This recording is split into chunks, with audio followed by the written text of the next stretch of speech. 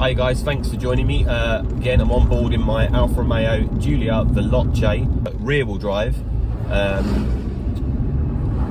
Alfa Veloce, and I'm on my way to drop it off. So this is the final bit of ownership. I've done 35,000 miles in it, and I'm going to run you through the top 6 or 7 things that I really like about this car and why you should consider it.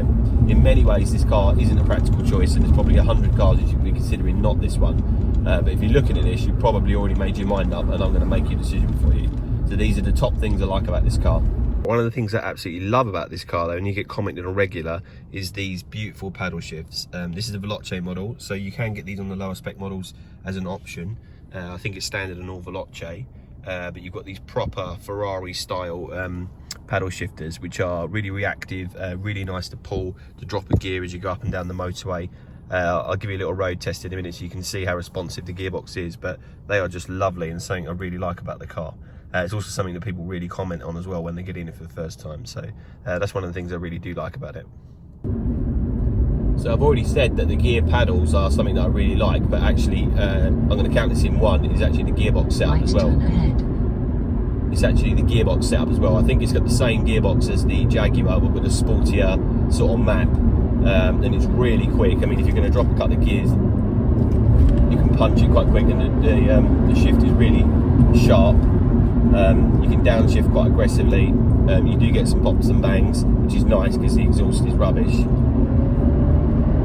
But if you listen, the changes are really quick, even under load. You don't need to take your foot off the acceleration to change your gear, which is nice as well, being the type of gearbox it is. So I think the gearbox is something that I really like.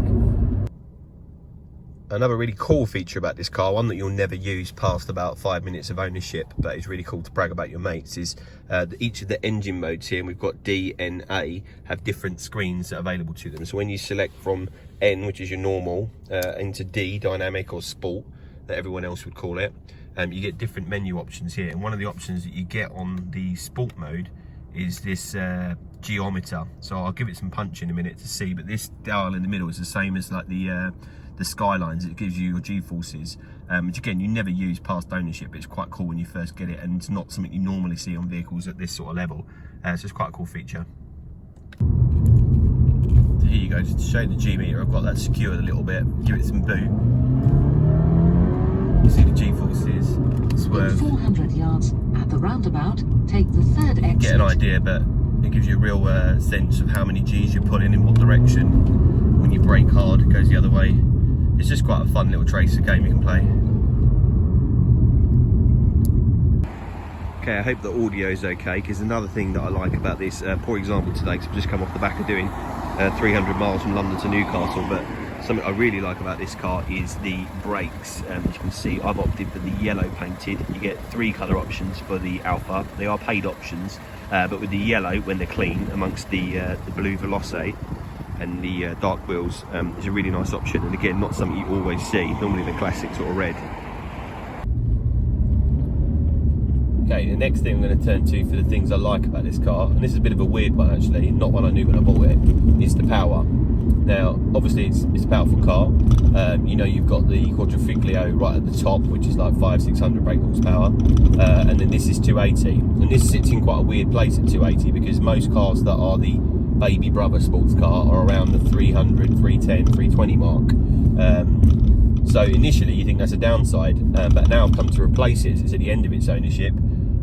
It's quite hard to find something that sits in this space, and it's a good space really, because it's 280 brake, 5.5 seconds at 60, actually it's quicker than that. But the amount of power you get is just right for everyday driving actually. When you're driving in normal modes, it's just enough that you can have fun and blast it around, and have a little tear up with other cars that you find on the road. You'll be able to keep up or have fun with everybody.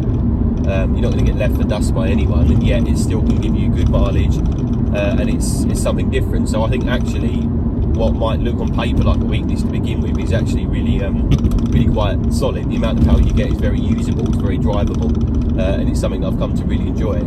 Just enough when you want to have a boot, but not silly that you're on the edge and you feel like you're going to crash every 2 seconds. So I think it's a good perk. But let's be honest, the reason you buy this vehicle above anything else is that it's different. Look at her, she's beautiful. You know, I think if you're comparing it to a C-Class or a 3 Series or an S3 or S4 or anything like that, they've probably got a lot more power in many respects and probably make more sense, but they're certainly not going to get the same looks and attention. This vehicle's like nothing else. You know, I think it's understated.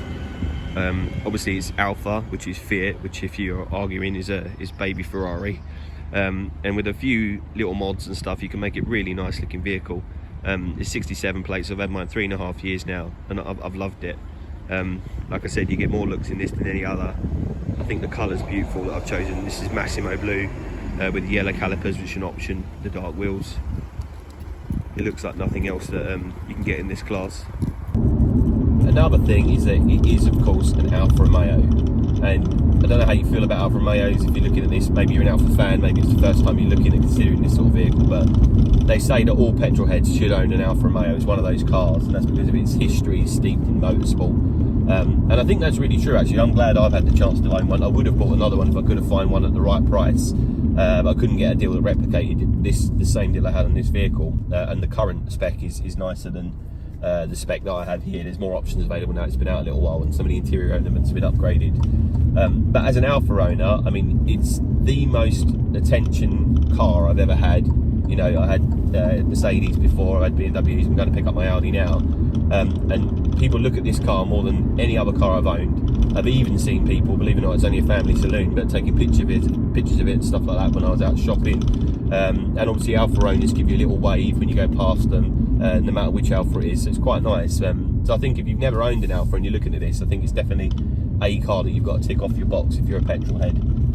So yeah, Alfa owners are a unique breed, I think, and I'm glad I've been part of this sort of club for a little while.